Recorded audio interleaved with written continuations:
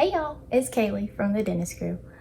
Today we're going to go back to the very basics of TPT and we're going to answer how do we create products for our buyers in the right size. Let's get started.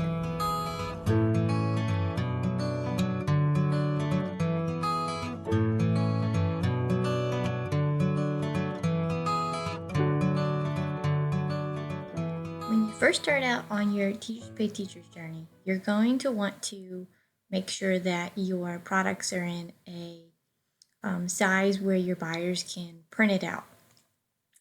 If you are working with PowerPoint slides and that's the product that you're creating, then you don't need to change anything.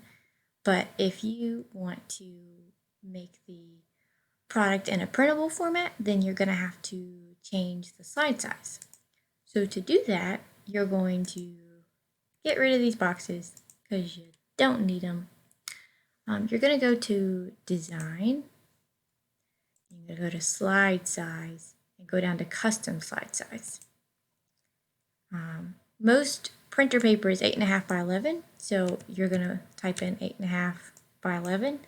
Or if you want it in a landscape mode, then you're going to just switch them around to 11 by 8.5. Then once you get here, it doesn't really matter because you are starting your product by changing the slide size and then you're going to start creating. But if you've already started creating, when you get here, it might you might need to adjust a few things once you have chosen maximize or ensure fit. So just take a look at that when you do change the slide size. So we're just going to choose maximize because it doesn't really matter right now.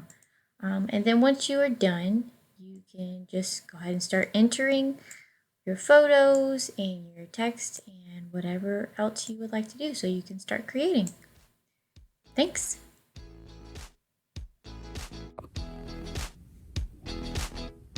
Thank you so much for coming to my channel. Don't forget to subscribe.